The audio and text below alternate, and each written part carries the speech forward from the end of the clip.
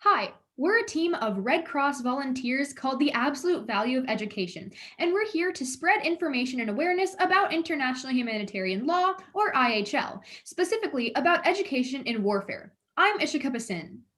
I'm Ayan Nazir. And I'm Praneeth Saja.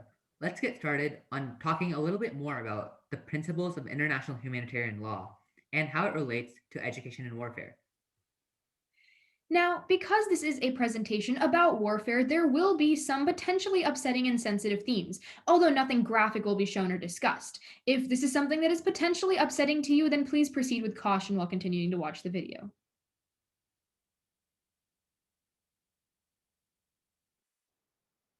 Our team, The Absolute Value of Education, was started because of a need to discuss education and warfare. Because, unlike the common perception, not anything goes when it comes to the rules of war. And unfortunately, this is a concept that is gaining less and less traction in warfare lately, specifically in terms of education, because children and their education are being impacted by the rules of war.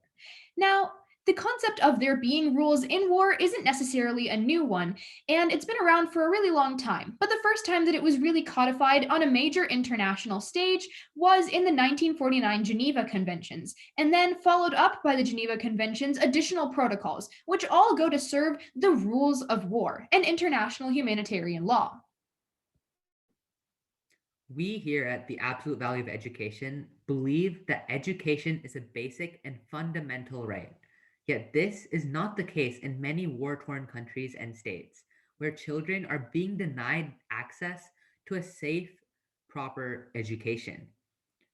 This is exactly the issue we wanted to raise awareness about so that we can help become part of the solution. Now let's go over some principles of international humanitarian law. An important one is limiting unnecessary suffering.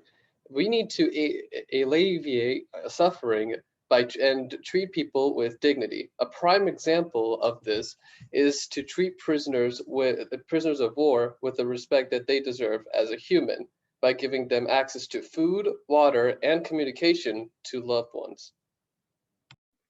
Next, let's discuss the principle of distinction. The principle of distinction is all about a military recognizing the difference between civilians and combatants. A military cannot attack civilians without by any means, and it should also attempt to avoid civilian areas whenever planning any military attacks.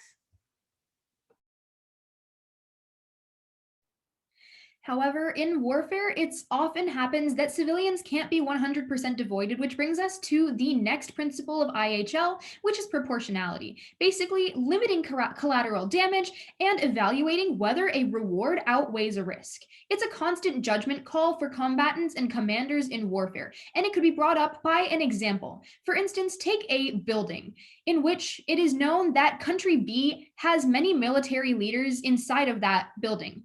If country A attacks it, then they would be able to kill those military leaders and bring an end to the war, but at the cost of also killing 20 civilians and destroying the building itself.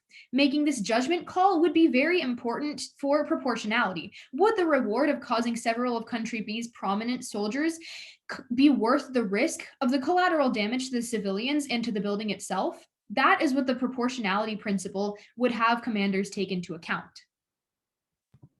Finally, a necessary principle is military necessity. Just as Praneeth and Ishika have discussed with distinction and proportionality, militaries cannot attack without any reason.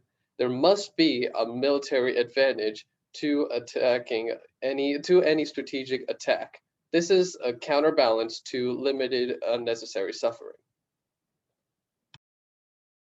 Now that we've gone over the four principles of international humanitarian law, let's talk more about what you can do as an informed citizen.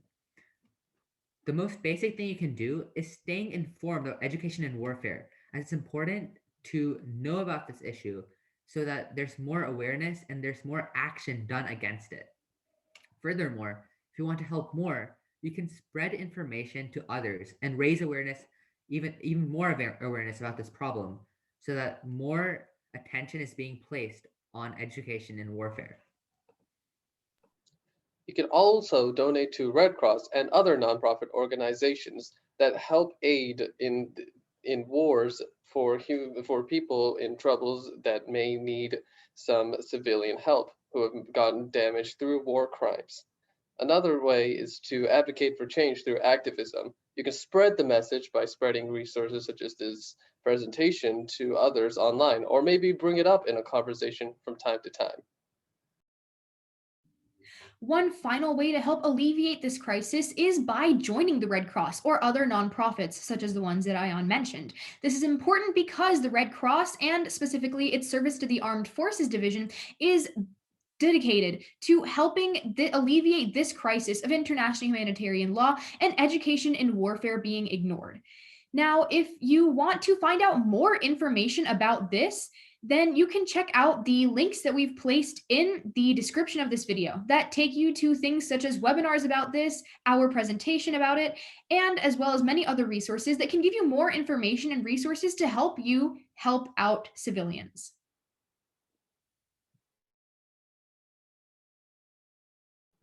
Thank you and have a great day.